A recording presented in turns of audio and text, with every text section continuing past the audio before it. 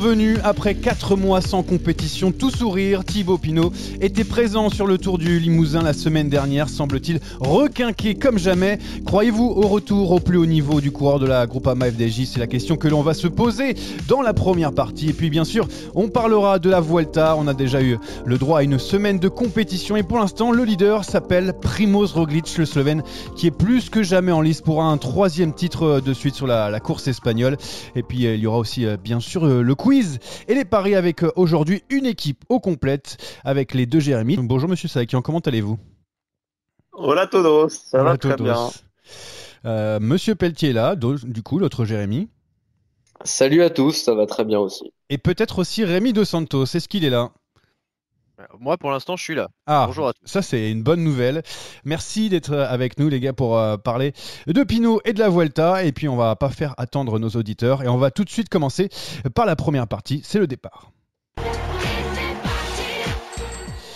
Terminé les pépins physiques, Thibaut Pinot est de retour sur un vélo avec tous ses moyens, ou presque, en tout cas on l'espère pour son retour à la compétition. Le Français a terminé 20e du Tour du Limousin. Est-ce que pour vous déjà, on va commencer par Rémi, est-ce que pour toi, est-ce que c'est encourageant de l'avoir vu à ce niveau-là, 20e du classement général peut-être, mais avec une volonté de faire quelque chose? On a aussi une 2e place au classement du grimpeur. On a vu quand même Thibaut Pinot, même s'il était un cran en retrait au moment où il fallait faire la différence.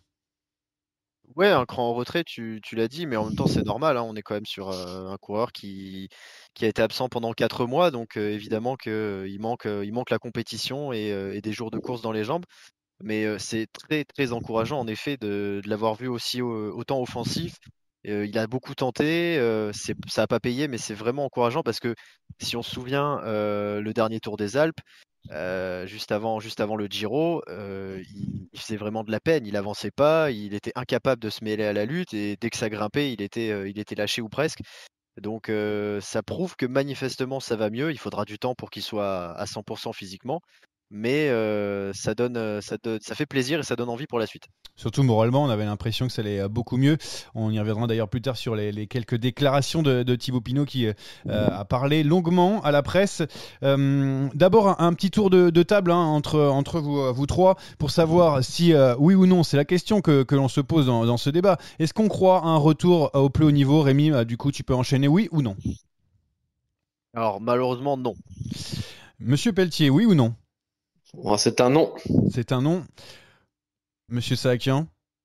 Pour moi, c'est un oui, mais c'est un oui, mais ça dépend ce qu'on attend de lui. C'est-à-dire, vas-y, comme tu es le seul oui, tu peux y aller, vas-y, hein, tu peux continuer. Je crois à son retour, oui, parce que le plus important pour lui, je pense que c'était de retrouver le plaisir, de retrouver des sensations, maintenant qu'il est un petit peu épargné par ses soucis au dos. Maintenant, si on attend le retour d'un Thibaut Pinot pour jouer la gagne sur le Tour de France, c'est une autre histoire. Le Tour 2019, mine de rien, c'était déjà il y a 2 ans, hein, je vous apprends rien.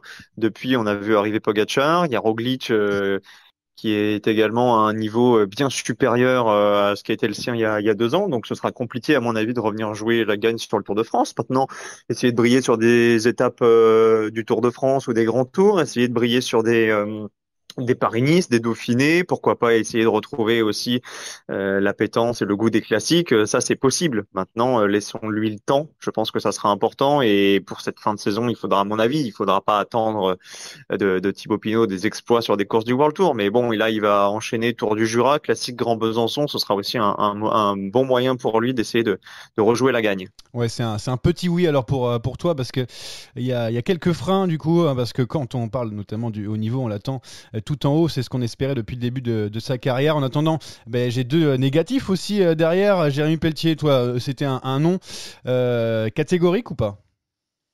Bah, c'est un non malheureusement catégorique. Déjà, c'est un plaisir de retrouver Thibaut sur un vélo comme ça a été le cas autour du Limousin, le Tour Poitou-Charentes pour cette semaine. Moi qui suis picto-charentais, c'est un plaisir de voir Thibaut Pinot sur nos routes. Mais malheureusement pour le reste, non, je le vois plus briller au très haut niveau. Comme le disait Jérémy, le très haut niveau, c'est le Tour de France ou les grands tours. Malheureusement, je pense que c'est terminé pour Thibaut Pinot. Il y a une chose qu'il n'a pas perdue, en revanche, c'est la cote de popularité. C'est le plus populaire. On l'a vu sur le Tour du Limousin. Il y a toujours autant d'admiration pour Thibaut Pinot. Ce qu'il a fait en 2019, ça a marqué les esprits.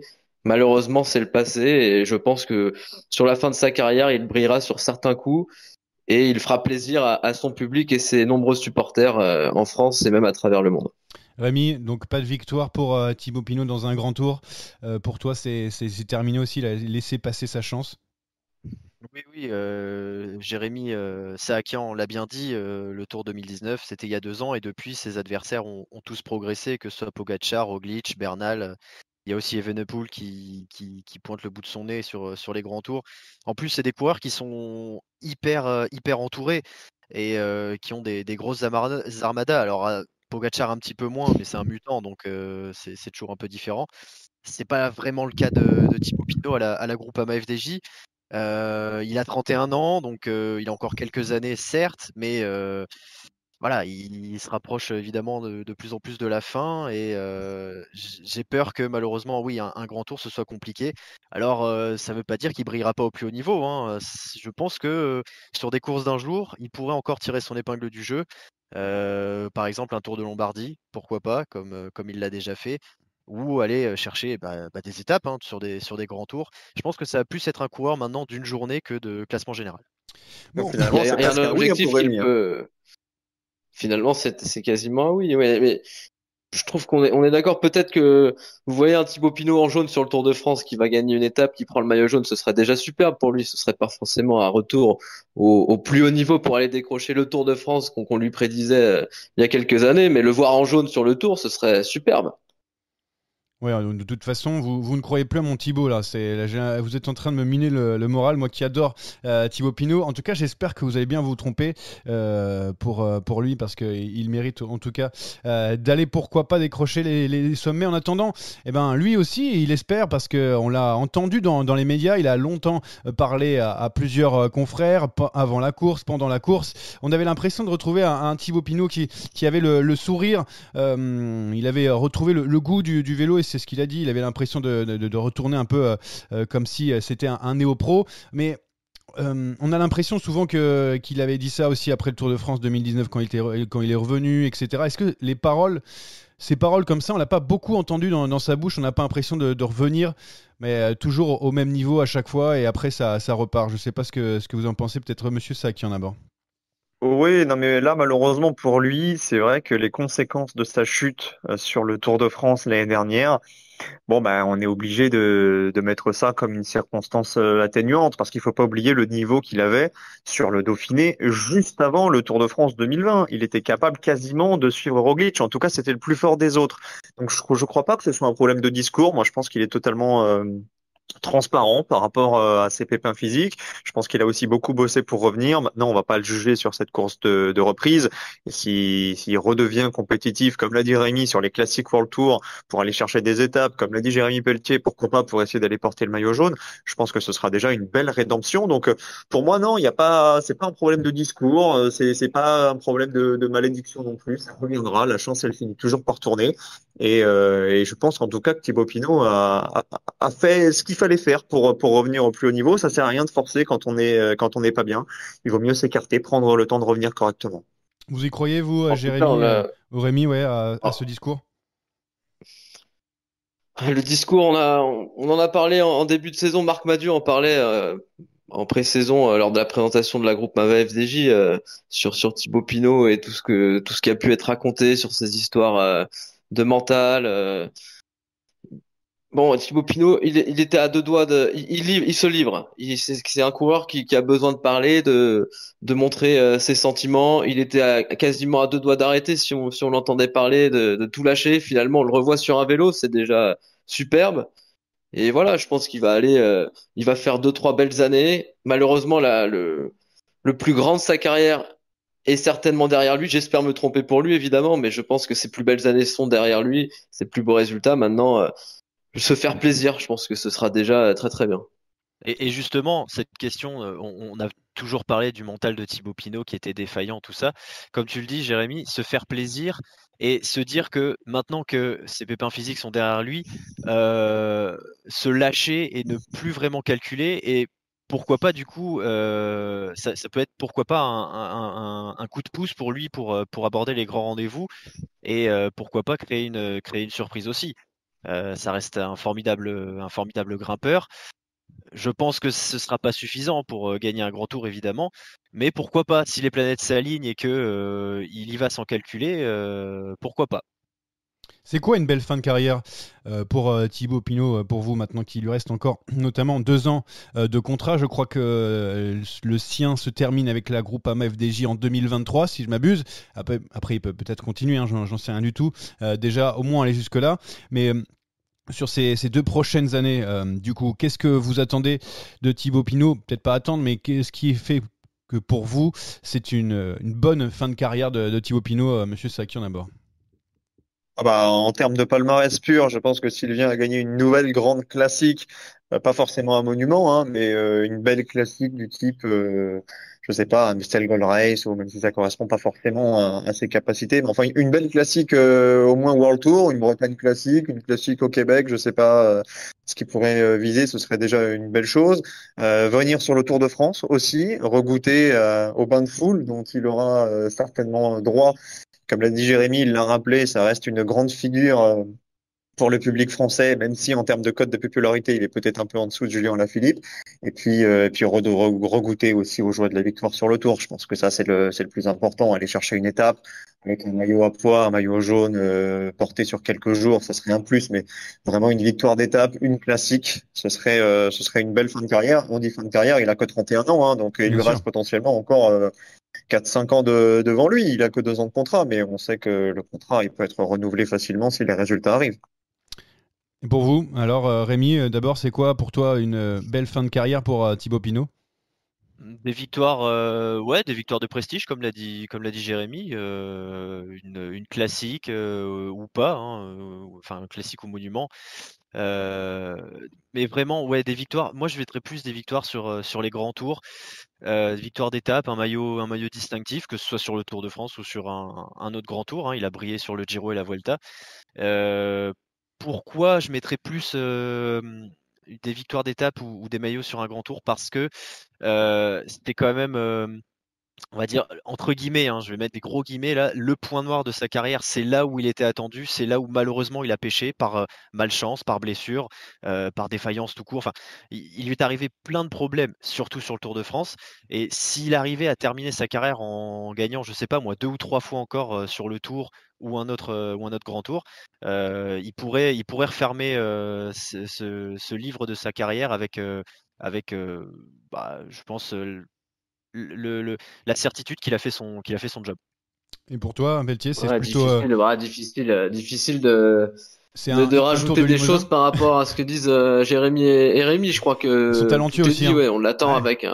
on l'attend avec un maillot jaune. Ce serait génial. Ce que je vous disais tout à l'heure, ce serait incroyable de le voir en jaune avec la foule. Je le répète, c'est un des coureurs les plus. Les Français aiment ce genre de coureur. Thibaut Pinot, c'est le mal, il s'est fait mal passer tout près de la victoire, mais en fait, la malchance, le français aime ce genre d'histoire, ce genre de coureur.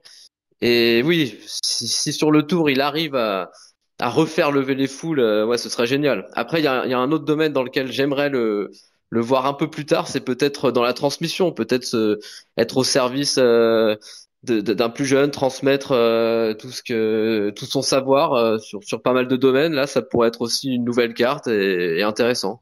Ça me fait penser à un coureur que l'on connaît très bien, Richard Virenque. Tu vois, un petit peu dans ce modèle-là, qui a Exactement, été c'est chercher une ça, belle étape, le tout à maillot fait. jaune sur la fin de carrière notamment. Je trouve que la comparaison est bonne. En attendant, on va passer à une nouvelle rubrique parce qu'on a bien fait le tour sur Thibaut Pinot en espérant qu'il brille sur les prochaines courses parce que c'était sa reprise après 4 mois sans compétition. Et nous, on va voir si on est d'accord ou pas d'accord, si on attaque ou on n'attaque pas, juste derrière. Attaque de Pierre Rolland, encore une fois. Personne ne réagit. Comme d'habitude, vous avez goûté plusieurs fois cette rubrique. Je vais donner quelques petites interrogations. Vous allez dire si vous attaquez, vous êtes d'accord. Si vous n'attaquez pas, vous n'êtes pas d'accord. On va parler, parce qu'on me l'a martelé avant cette émission, du Tour de l'Avenir. Le Tour de l'Avenir avec la victoire du Norvégien Johannessen. Si je prononce mal, Monsieur Sakian qui a commenté toute cette belle course, tu peux me le dire. Toujours pas de victoire A française. priori, c'est Johannessen. Johannessen, très bien. Bon, je vais dire Johannessen. Toujours pas de victoire française, ça fait 2 éditions de suite. On a eu Toumir qui finit 6e, si je ne m'abuse. Est-ce que c'est pas un petit peu inquiétant? 5. Est-ce que c'est pas un peu inquiétant, Monsieur Sakian? Est-ce que vous êtes d'accord ou pas d'accord? Ce qui est inquiétant, c'est pas sa place, c'est son temps. C'est-à-dire qu'il y a un gouffre entre les 4 premiers qui se tiennent en un petit peu plus de minutes et le Lui à 5e, 12 en minutes. Ouais. l'occurrence, effectivement, Hugo Toumir, qui lui pointe à 12 minutes.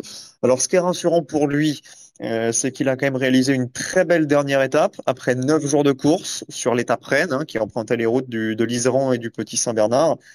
Donc, en termes de faculté de récupération, a priori, c'est plutôt rassurant pour lui. Maintenant, c'est vrai, il y a que 2 Français dans le top 10, 5e et 10e. Ils n'ont pas pesé sur la course, ils n'ont pas remporté d'étape. On a le sentiment que les petites nations d'autrefois dans le cyclisme, la Norvège, le Danemark, sont en train de prendre l'ascendant. Et on voit pas venir grand-chose côté français. Donc il y a cet espoir, évidemment, Romain Grégoire. On en parlera peut-être un petit peu plus tard dans ce podcast, qui lui croise le fer régulièrement avec Sian Uijtebroeks. Mais c'est à peu près tout. Et oui, c'est pas forcément rassurant. En tout cas, on ne scrute pas le futur vainqueur du Tour français, le successeur de Bernard Hinault. Pour l'instant, on a bien du mal à le déceler. Bon, on l'a répété avant cette émission, mais je pense que Monsieur Pelletier avait aussi des inquiétudes. Je suppose que tu tout à dois, fait. tu dois J'attaque attaquer. totalement Ouais, sur le fait voilà. que je sois inquiet. Ouais. Je crois que Jérémy l'a bien résumé dans son attaque, qui était longue d'ailleurs, mais qui a parfaitement résumé ma pensée. Ouais, c'est quand même très inquiétant. Le successeur de Bernard Hinault, et si c'était le petit Nino, on sait pas. Mais il va falloir attendre dans ces cas-là. Ah oui, il va falloir attendre un petit moment, au moins une C'est vingtaine patient. d'années. Au moins une vingtaine d'années. Rémi, c'est pareil, c'est inquiétant pour toi, ou alors est-ce que tu te dis, oh, c'est que le tour de l'avenir? Bah non, malheureusement, parce que là, en plus, le Tour de l'Avenir, depuis quelques années, il montre vraiment le niveau des coureurs, hein. Pogacar et Bernal l'ont gagné récemment, Ah, je les connais ceux-là. pour ne Ouais. citer que. Donc, ça prouve que maintenant, il est un passage obligé pour les futures têtes d'affiche. Et on voit toujours pas ce futur Français sortir, alors que il y a un petit peu toutes les équipes qui arrivent tous les pays qui arrivent à sortir un jeune talent qui brille. Et ça commence à devenir inquiétant, oui. Bon, faites-moi plus court sur les prochaines, hein, parce que sinon on va y rester 10 heures, mais heureusement qu'il n'y en a que 3. Mathieu Van Der Poel, forfait pour les mondiaux de VTT après une blessure au dos et son échec aux Jeux Olympiques en plus. Il ne nous manque pas un petit peu, Mathieu Van Der Poel, parce qu'on a l'impression que ça fait une éternité qu'on ne l'a pas vu. Monsieur Sakian, toujours dans le même ordre. Oui, j'attaque. Ah, t'attaques. Monsieur Pelletier. Bah, ouais, j'attaque aussi. Ouais. Monsieur Dos Santos. Je vais pas attaquer pour aller à l'encontre de mes collègues. Ah, pourquoi? Oh je me dis qu'au moins ça ouvre un petit peu la course, parce que bon ça reste il aura toujours la pancarte, Van Der Poel, quelle que soit la course, quelle que soit la discipline dans laquelle il se lance. Donc je me dis que Van Der Poel en moins, ça ne peut que aider. La dernière info que j'ai à vous donner, c'est Christophe Laporte qui vient de signer à la Jumbo-Visma jusqu'en 2023. Est-ce qu'on approuve ou est-ce qu'on n'approuve pas, Monsieur Sakian? J'attaque, c'est sans surprise parce qu'on en avait déjà évoqué dans ce podcast. Monsieur Pelletier? Ah, c'est une attaque également, oui. Ah, ça attaque fort, j'ai l'impression. Monsieur Dos Ah, Santos, oui. tu vas attaquer aussi ou tu laisses passer ton tour? J'attaque, mais je prends pas de relais parce que c'est très bien pour lui. J'attends de voir quel rôle il aura à la Jumbo. D'ailleurs, c'est ce qu'on se pose comme question. Je sais pas si un des deux, Jérémy, veut réagir, même s'ils attaquaient. Non, mais de toute façon, ça fait 8 ans qu'il est est chez Cofidis. C'est l'occasion d'aller voir dans une autre équipe ce qui se fait à l'étranger. Voilà, il a gagné sur le Tour du Limousin la semaine dernière. Effectivement, on verra quel est son rôle, mais dans une équipe Jumbo-Visma qui est sur toutes les courses, il aura peut-être son mot à dire dans certaines courses. Merci pour ce joli mot de la fin. Pour cette rubrique on n'attaque pas, on va enchaîner tout de suite avec le sprint final. Oh le coup de tête de Marco, le deuxième coup de tête de Rencho. Oh que ça c'est pas bien.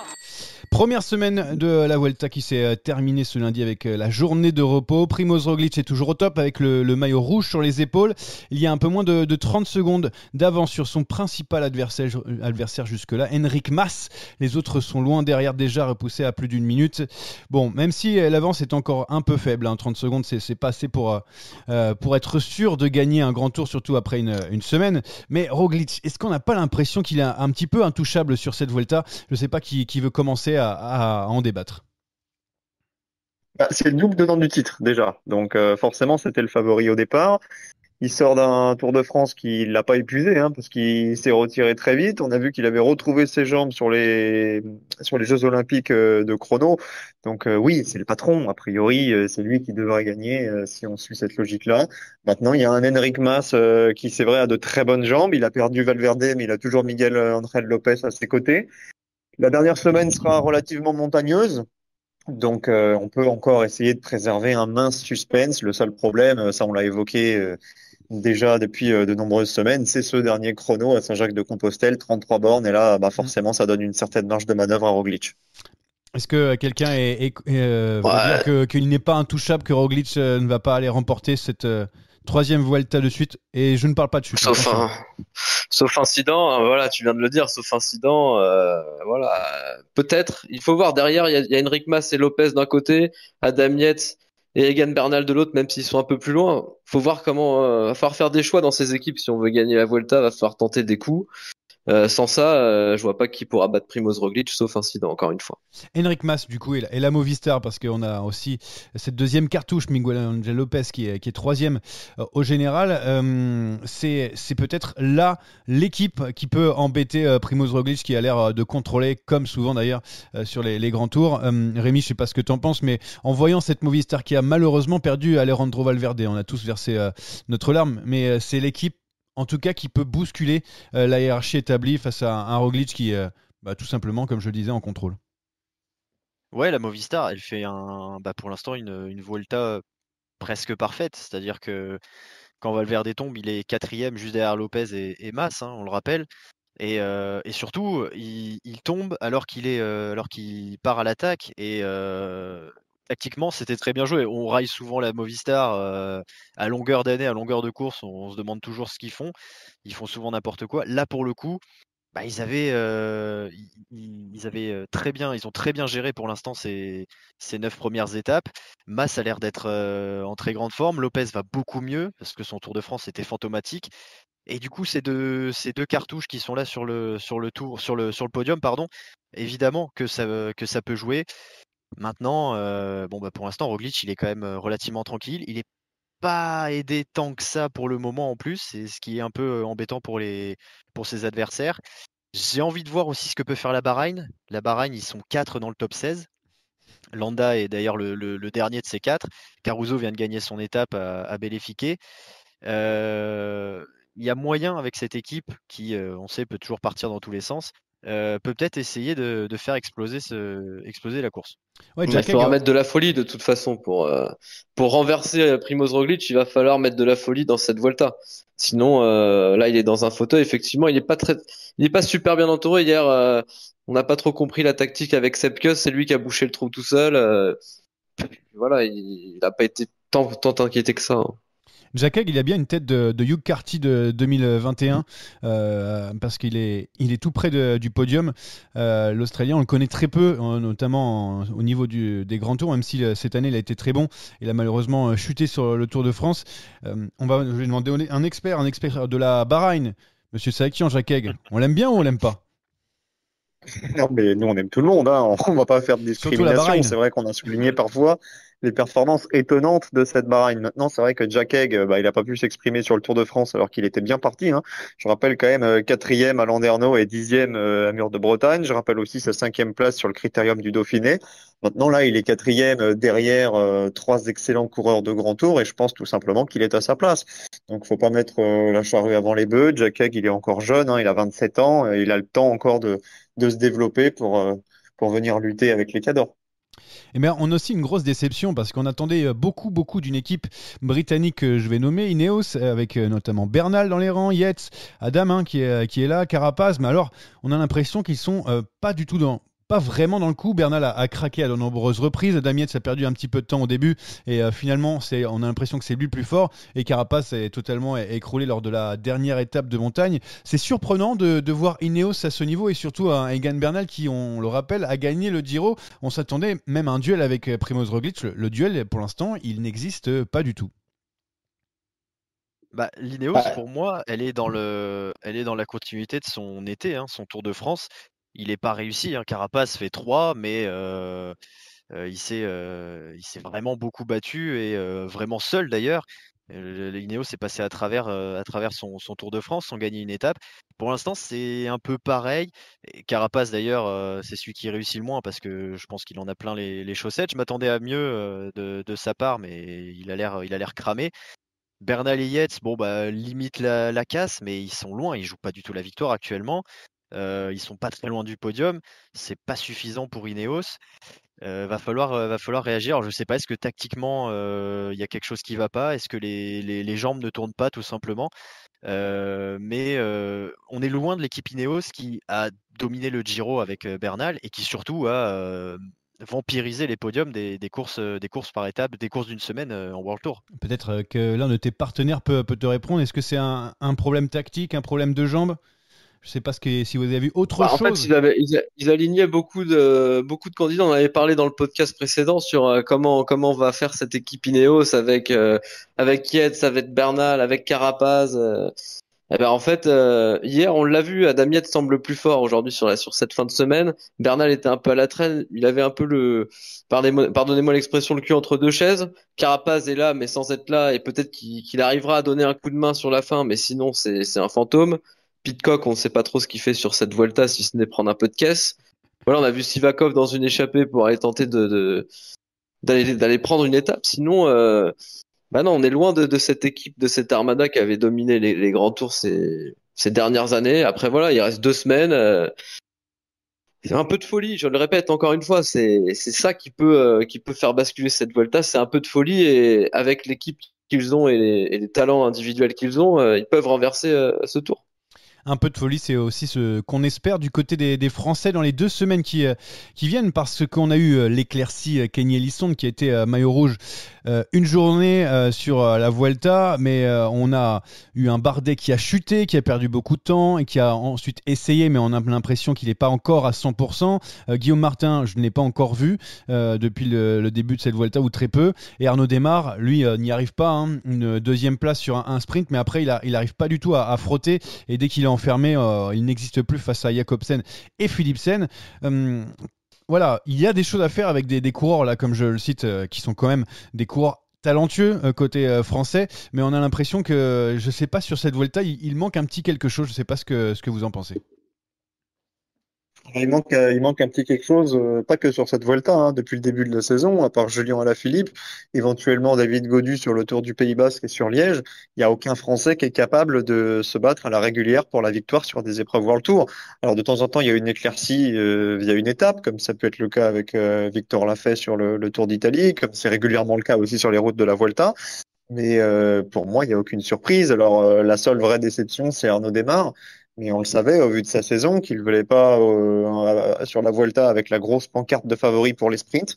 Il se heurte à deux équipes qui fonctionnent très bien avec deux trains identifiés, la Deceuninck, Alpecin, et malheureusement, bah, pour l'instant, c'est 0 pointé. Donc j'espère une éclaircie, mais je vois pas bien d'où elle pourrait provenir. Ouais, on peut Arnaud continuer Démare sur. qui en plus a perdu Jacopo Guarnieri, son poisson pilote, donc en plus les nouvelles sont très mauvaises pour la Groupama. Oui, mais alors, je voulais appuyer un petit peu sur Arnaud Démare, qui a été battu notamment lors de sa deuxième place par Fabio Jacobsen, qui le remonte. J'ai beaucoup de respect pour Fabio Jacobsen, qui revient de blessure, etc. Mais normalement, Arnaud Démare, il doit, en tout cas, il a montré qu'il pouvait largement battre de ce genre de coureur. Et le voir à ce niveau-là, je le trouve un petit peu inquiétant. Je ne sais pas ce que vous en pensez, Monsieur Pelletier, mais je trouve ça un petit peu inquiétant. C'est la spirale du manque de confiance. Je pense que voilà, il est en manque de victoires sur les grands tours, enfin sur ce dernier Tour de France. Malheureusement, ça s'est achevé bien trop tôt. Et sur cette Vuelta, ouais, il manque de confiance. Pourtant, le plateau des sprinters est pas énorme. Il y a de quoi faire, mais moi, je mettrais ça sur un problème de confiance. Ouais, il y a quand même quelque chose qu'il faut évoquer en parlant d'Arnaud Démare, c'est que le plateau des sprinteurs, en tout cas la hiérarchie mondiale, elle est très mouvante. C'est-à-dire que d'une année sur l'autre, on retrouve pas forcément les mêmes. Aujourd'hui, un Gaviria, un Ackermann, quand ils se pointent sur une course du World Tour, bon, bah, on leur met une étoile pour la forme, mais on n'attend plus rien d'eux. Et dans 2 ans, peut-être que ce seront les coureurs qui brillent aujourd'hui, qui seront sur le reculoir. L'année dernière, on n'allait pas miser un copec sur Cavendish, c'est lui le meilleur sprinter de la saison. Donc finalement, oui, il y a la confiance, il y a aussi, je pense, une question de préparation, il y a aussi plein de facteurs qu'on maîtrise pas forcément qui font que d'une année sur l'autre, bah, la hiérarchie n'est pas la même. Et ben, cette année 2021, c'est pas un bon cru pour Arnaud Desmar. C'était très bien l'an passé. Malheureusement, bon, bah, ça reviendra peut-être l'année prochaine. Bon, il reste encore un petit peu de temps pour Bardet, Guillaume Martin, Arnaud Démare et consorts pour aller chercher ne serait-ce qu'une petite victoire d'étape sur cette Vuelta, même si déjà avec ce maillot rouge de Kenny Ellison, on était complet, surtout pour ce coureur fort sympathique. En attendant, on passe à la meilleure partie peut-être de cette émission, et bien c'est le quiz. Le quiz présenté par le King en personne, Jérémy Salakian qui est de retour. J'ai pris ta place la semaine dernière. Je ne sais pas si c'était fortement brillant, mais j'ai essayé en tout cas. Eh ben, écoute, désormais, j'ai simplifié les règles pour que ce soit beaucoup plus simple, non seulement pour vous, mais aussi pour nos auditeurs. C'est bien dommage parce Il n'y que aura que d'habitude, les trois règles coureurs sont à trouver de plus en plus aujourd'hui. dures. Seulement trois, Ah, mais excellent. selon une règle un petit peu nouvelle. Alors, ce sont des coureurs qui sont plus ou moins dans l'actualité. Donc, ça va être très simple. On va faire à chaque fois un tour de table et vous me poserez chacun votre tour une question. Je ne pourrai répondre que par oui ou par non. On Si je vous adore. réponds non, la main passe. Si je vous réponds oui, vous pouvez faire une proposition. Mais attention, Très vous bien. n'en avez que deux per personne pour chaque question, donc ne pas gâcher les opportunités.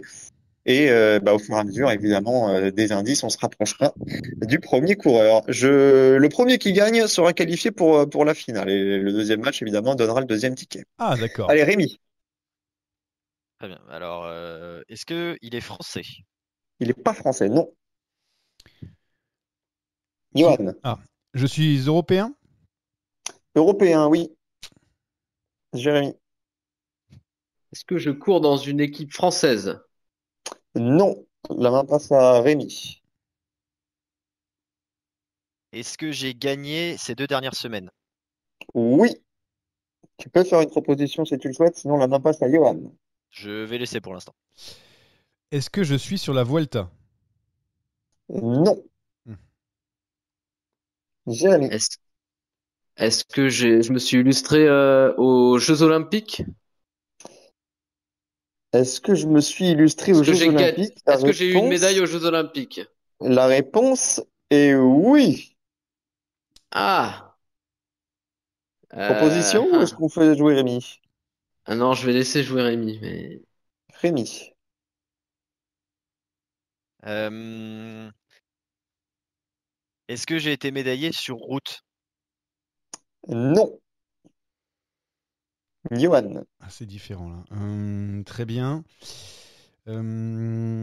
Est-ce que je suis italien? Non. Ah, ah, c'est pas Elia Euh, Viviani. je pensais même pas Non, lui. est-ce que je suis danois? Non.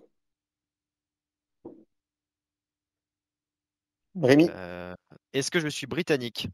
Oui. Est-ce Aïe, que tu aïe, veux faire aïe. une proposition? Je vais tenter, Matthew Walsh. C'est une mauvaise réponse. La main passe à Johan. Alors là, il faut que je cherche. Est-ce que je suis dans une équipe World Tour? La réponse est oui. Tu peux faire une proposition si tu le souhaites. Non, je ne préfère pas. Je préfère passer la main. Jérémy Pelletier. Hmm. Est-ce que je suis dans l'équipe Ineos? Oui. Proposition Ethan ou pas? Hayter? Hayter? Ethan Hayter, Ah bien oui, entendu, le vainqueur vainqueur de du Avec Tour de deux une chance Norvège. étapes, sur 2. plus du général du Tour de Norvège. Il y avait aussi Pitcock, hein, tu avais une chance sur deux. Non, Ouais, Pitcock mais est sur Pitcock la est sur la Vuelta. Vuelta. Pitcock Ah est sur oui, la c'est vrai, Vuelta, pardon, c'était c'est pas vrai, oui, Pitcock. oui. Eh Tout oui, à fait, bien tout à sûr. fait.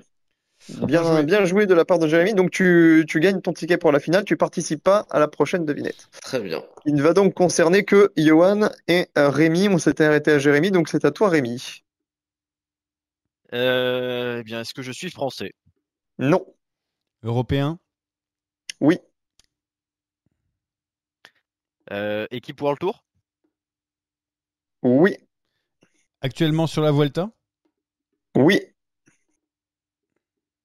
Vainqueur d'étape sur la Vuelta? non, Maillot rouge sur la Vuelta? non, Est-ce que j'ai un maillot distinctif sur cette Vuelta? non, Est-ce que j'ai fait un top 3 d'étapes sur cette Vuelta? Oui. Est-ce que tu as une proposition ou est-ce qu'on fait jouer Non, non, Rémi? non, non, j'ai pas d'idée encore. À toi, Rémi. Très bien. Euh, oh, bien. Est-ce que je suis un grimpeur? Non. Est-ce que je suis issu d'un pays de l'Europe de l'Ouest? Oui. Est-ce que j'ai gagné cette Cette année? année. Ça, c'est une bonne question. Je vais te vérifier ça tout de suite parce que j'ai la fiche sous les yeux, mais sur la Vuelta, est-ce que j'ai gagné cette année? Tac, tac, tac. Ça prend quelques temps, hein, c'est le VAR. Non, Ah, quand même. pas de victoire cette année. La main passe pour Johan. Alors, j'ai une autre question. Oui. Est-ce que j'ai tout simplement eu un maillot distinctif sur cette Vuelta? Non, non, non, Ah, là, pas dans mon souvenir. j'espère pas. J'espère pas. Hmm, Je vais quand Je même suis perdu. vérifier pendant que Rémi me pose sa question, mais il me semble pas. Non, non, non, pas de maillot et- distinctif pour lui. Est-ce que je fais partie de l'équipe qui mène le classement par équipe? Je sais même pas qui c'est. Oh. Bon, la Bahreïn. Bah, je vais les vérifier. Non, non, non. Ok, est-ce que c'est un sprinter? Oui. Est-ce que Ok. tu as une proposition? Je me rappelle pas de tous les sprints de la Vuelta. J'ai oublié de réfléchir, donc je passe la main maintenant. À vous, Monsieur Dos Santos. Mhm. Ah oui, très bien. C'est laborieux, là, hein? Ah, c'est Ouais. dur. C'est très Parce que... laborieux. J'attends, je suis froid là. Ah, Est-ce mais que là, vous l'avez, t'es... Jérémy? Pardon? Est-ce que tu as une idée en tête, sans nous la dire, évidemment? Je crois, ouais. Ah ouais? Ah, très bien. Bon, allez, Très bien. question suivante. Euh, est-ce que je suis de la même nationalité que mon équipe? Mais ça donne aucune info, Non, on sait même pas ce qu'est non. l'équipe. Rémi, il pose des fausses questions là. Parce que Ouais, j'ai fatigué. il joue la montre. Il joue Il la joue la montre. montre. Il veut pas t'aider. Il joue la montre. Il veut pas lancer le sprint, très Ouais, c'est clairement. ça, clairement. Très bien, je me rappelle pas du tout des top 3 des étapes. Je me rappelle juste celle de démarre, donc c'est dur, c'est dur. Alors, du coup, est-ce que je suis un coureur italien? On va tenter. Oui. Ah, Alors, proposition ou pas? mais... Eh, eh, non, toujours pas. eh Je ben, n'ai... Rémi, à toi. Là, c'est une Euh, passe D, hein, pour Rémi, hein. Ah là, c'est est-ce une que je, passe D, hein. est-ce que je suis le sprinter de mon équipe? Mais non, Bah mais c'est des oui. fausses questions encore ça. Alors, est-ce qu'on Est-ce peut le que c'est que la disqualifier? question? On peut le disqualifier ou pas au bout d'un moment? Arrêtons, s'il Non, vous mais plaît. ça, effectivement, ça, c'est pas, c'est, il faut que tu trouves une autre question. Merci. Parce que D'accord. tu essaies de m'endormir. Enfin, jamais j'oserais. Vous êtes Oui, oui, le oui. Allez, meilleur. posez votre question, Monsieur Dos Santos, qu'on en Très bien. finisse, parce que j'ai l'impression que Jérémy a la réponse et qu'il Ah trépigne. oui, ah oui, trépigne. Et alors, très bien. J'ai pas eu de truc. Bon, je vous laisse encore 3 tours si vous ne trouvez pas. C'est Jérémy Pelletier qui aura l'occasion de Ah! donner la réponse. Et il n'y aura pas de finale. Il aura gagné. Donc ça vous met un peu de pression. D'accord, mais carrément. Allez, il y a même plus, il y a plus rien Ah oui, quoi. oui, oui. Là, vous êtes. Attendez, un sprinter qui a fait un top 3 qui est italien sur la Ah Vuelta, il n'y en a oui, pas mille, attendez. monsieur, Ouais, hein. mais est-ce qu'on serait Est-ce pas que en top est-ce que j'ai photographie? déjà une victoire World Tour? Cette année, non. Et en carrière non plus. Johan. Ah, c'est- Est-ce que ça serait pas... Ah non, faut que je pose une question. Est-ce que je fais partie de l'équipe DSM? Oui. Et merci. Je Alors, veux saluer un ami à moi qui m'a demandé comment ça se prononçait il y a très peu de temps. J'aurais dû y penser avant. Alberto Denese. bonne réponse. Merci beaucoup. Eh ben, ça a été Merci. long, hein, dis donc. J'ai failli Oh donner là David là là Eshim. là. Comment ça, c'était très long? Je suis désolé, mais c'est pas le Oh, plus pas connu Ah de plus, tous les oui, pas plus. sprinters. c'était laborieux. J'espère que ça ira plus vite pour le prochain On le coureur, souhaite. sinon pour la finale. Alors Jérémy, On est-ce le que souhaite. tu prends la main ou est-ce que tu donnes la main à Johan pour cette finale? Je Voilà. laisse la main. Bah, évidemment, bien Allez sûr, je Johan, connais ce petit filou, évidemment. Allez, c'est parti. on t'écoute. Ma première question, toujours pareil, est-ce qu'il est européen ou pas? Il est européen, en effet. Est-ce qu'il est français? Il n'est pas français. Est-ce qu'il est sur la Vuelta? Il n'est pas sur la Vuelta. Est-ce qu'il a déjà été champion de son pays? Est-ce qu'il a été champion de son pays? Est-ce qu'il chose Écoutez, je ne crois du pas. Non, 34? non, non, non, non, non, non, pas champion. Très bien. Est-ce que j'ai fait l'actualité parce que j'ai gagné récemment? Non, Est-ce que j'ai gagné cette année? alors est-ce qu'il a gagné cette année? La réponse est oui. Hmm. Alors, Ah, je reviens sur ce qu'a dit Johan. C'est récemment, Disons dans les 3 pas, semaines, quoi, tu pas, vois. pas, pas dans les, Après pas dans JO. les 15 derniers jours, mais il a gagné cet été. Très bien. Bah, je vais dire après JO. c'était- Il a gagné, si, allez, non, il y a à peu près 2 semaines, 2 semaines et demie. Voilà. D'accord. Très bien. Dans ce cas, je vais enchaîner. Est-ce que je fais l'actualité parce que je viens d'être transféré? Oui, Je le sentais. Hmm. Je le sentais. Hmm. Et je Pas sais pas de ma bonne proposition. question. Pas tout de suite. Pas tout de suite, même si j'ai une idée. Pas tout de suite. Est-ce que je suis un sprinter? Non, Ah, on peut pas le catégoriser comme ça. Il a une bonne pointe de vitesse, mais on peut pas dire que c'est un sprinter. c'est dommage parce que j'avais une idée. D'accord, dans ce cas-là. Est-ce que je suis actuellement dans une équipe World Tour? Non, Ah, mais j'ai toujours Hmm. ma petite idée là. Est-ce que mon équipe était sur le Tour de France? non, Eh ouais. Est-ce que je viens de signer dans une équipe maintenant World Tour? oui, Ok, bon, je vais faire une proposition. On a le droit à 2 à chaque fois, hein. absolument. C'est le coureur que j'avais depuis tout à l'heure. Marcus Holgard. Marcus Schulgard, c'est une bonne Ah, réponse, c'est une Johan. Je bonne l'avais réponse. depuis 2-3 tours. Et alors, pour de Et vrai, oui, il j'étais a fait pas sûr. l'actualité du jour. Je En sentais, plus, je, ouais, je le bien. connais, monsieur Sakian, je connais. Quand c'était parti pour le mercato, j'ai fait, oh, j'ai bien fait de regarder tout à l'heure pour savoir si les coureurs qu'on signait. Et voilà. Merci beaucoup. Oui, bah, vous avez bien fait. Bravo. Excellent. Bravo. Comme Il quoi, aurait c'est bien fallu regarder le d'analyser de temps en conducteur. temps. Mais Il tu aurait m'as- fallu regarder le conducteur pour Mais- être au fait. Mais tu m'as mis le doute parce que pour moi, c'était un pur sprinter. C'est pour ça que quand tu dis ça, je fais, oula, est-ce que c'est vraiment lui? Mais après, je le connais pas par cœur. Ouais, c'est un coureur qui est un peu passe-partout, un coureur de classique. Ah ouais, mais encore une D'ailleurs, fois, on est très sur le bon Tour de très Norvège. bon en début de saison, hein, top 10 à l'E3 Saxo Bank Classique, d'ailleurs. Tout à fait. Bien sûr. Bravo, Voilà. monsieur Sakian pour ce quiz. Mais, Bravo à vous, hein, ça fait quand même beaucoup de victoires de suite, monsieur Tritz. oui, mais après, quand on connaît le vélo, au bout d'un moment, ça devient facile. Oui, oui, oui. Et d'ailleurs, pour vous prouver que je connais bien le vélo, on va faire les paris pour la Vuelta. Ah, c'est même pas vrai. Bon, j'ai noté 2-3 trucs là pour les paris. On va éviter de parier sur le vainqueur final, etc. Ça, c'est déjà fait. Peut-être le podium. D'abord, on va parier pour le classement par points. Plutôt Philipsen ou Jacobsen pour le classement par points qui, pour l'instant, sont en tête, hein, les deux coureurs avec une belle longueur d'avance. Je vais vous donner les cotes exactement du classement par points. Pour Jasper Philipsen, 1,90. Pour Fabio Jacobsen, qui a pourtant le maillot actuellement, 2,75. Ah bah tant qu'à faire, on va gagner un peu plus d'argent, hein. Il a le maillot, il a combien de points? 180 contre 175, une petite marge, allez, Jacobsen, hein. Jacobsen de 75, monsieur Pelletier. Philipsen, Philipsen à moi j'assure. 1,90. Et pour monsieur Dos Santos, Je suis plus Philipsen aussi. Philipsen aussi. Donc du coup, pour l'instant, pas beaucoup d'argent de gagner si jamais c'était le cas. 1,90. On a aussi le meilleur grimpeur.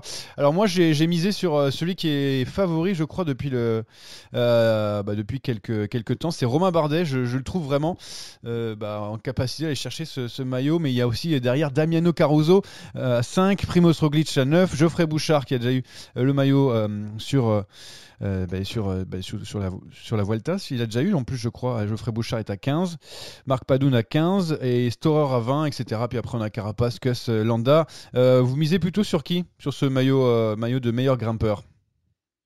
Sachant que Romain Bardet à 3,50 quand même, c'est pas mal. Ouais, c'est une bonne question. Romain Bardet, ça nous fait bien envie, mais maintenant que Caruso a pris les devants et que bon, après, est-ce que Jack Egg va avoir besoin de soutien c'est ça, c'est peut-être, pour mais ça. ouais, je mettrais bien une petite pièce sur Caruso quand même. Qui a une autre idée entre Jérémy et Rémi? Je veux Michael Storer, moi. Ah, tu veux ton Storer? Très bien. À 20. Ouais, à 20. Le coéquipier de Romain Bardet. Rémi, toi, une autre idée? Peut-être Sivakov, hein, il est déjà allé en échapper une fois, il peut très bien y retourner. Qui est à 25, Sivakov. Et enfin, le dernier pari, il est sympa, c'est sur le podium final pour savoir qui accédera au podium, parce qu'il y a quand même un truc sympa, c'est que Bernal notamment, et je l'ai noté, Bernal qui a vraiment une cote assez haute, et pourquoi pas revenir dans la fin de cette partie. Je suis en train de chercher pour vous exactement la cote de Bernal, qui est tout simplement à 3,50. Sinon, il y a Jacques Hague à 3,25, Lopez à 3, Adam Yates à 4,50. Il y a aussi Enric Mas à 1,40 et Roglic à 1,10, mais je ne vous les donne pas. Il y a Sepkus à 12, Ciccone à 15. Voilà, donc normalement, ça devrait être dans ceux-là. J'ai mis Bernal, mais peut-être que vous avez une autre idée sur ce pari sur les podiums. Oui, moi je vais mettre le coéquipier d'Egan Bernal, en l'occurrence Adam Yates. Mais pour une raison très simple, c'est qu'il n'a pas fait d'autres grands tours cette saison, donc je pense qu'il aura un petit peu plus de fraîcheur que Bernal. Et c'est la deuxième marche du podium, parce que bon, ils sont 3 sur le podium, et je vais te mettre Enric Mas. Ah, c'est pas mal. Tu peux mettre les deux sur le podium, c'est encore mieux. Rémi, toi, Oui. tu veux mettre quelqu'un sur le podium en particulier? Je suis d'accord avec Jérémy pour Yates, par contre le Movistar, je pense que ce sera Lopez. Ah, Lopez et Adam Yates, donc Lopez à 3 et Adam Yates à 4,50. Et après, Jérémy Pelletier veut peut-être mettre Moi, Storer. ce sera Enric Mas et Egan Bernal sur le podium. Egan Bernal, donc on fait le duo, très bien. Un petit peu pour tout le monde, moi je vais mettre Jacques sur le podium, vous allez voir, 3,25 aussi, avec Egan Bernal. Voilà pour les pour les Jack paris. Hague et Egan Bernal. Mais oui, mais je pense que ma Movistar va craquer, osé. vous le savez très bien. Eh ben, Ouais, écoutez, moi je m'engage devant nos auditeurs, si ce podium se concrétise, je m'engage à vous payer une pinte dès la fin de la Vuelta, voilà. eh ben, on prendra la photo ensemble, bien sûr. Et comme d'ailleurs, peut-être après un match de tennis, comme on attend aussi que vous jouez depuis très Pourquoi longtemps. Pourquoi pas, avec plaisir. Bon, merci les gars d'avoir assisté à cette émission pour ce podcast, ce nouveau podcast de Saderail, toujours à écouter sur les différentes plateformes, Spotify, Deezer, Apple Podcast et YouTube. Merci à tous et on se revoit pour la deuxième semaine de la Vuelta et voir si on s'est pas complètement planté. J'espère pas pour nous. Ciao tout le monde.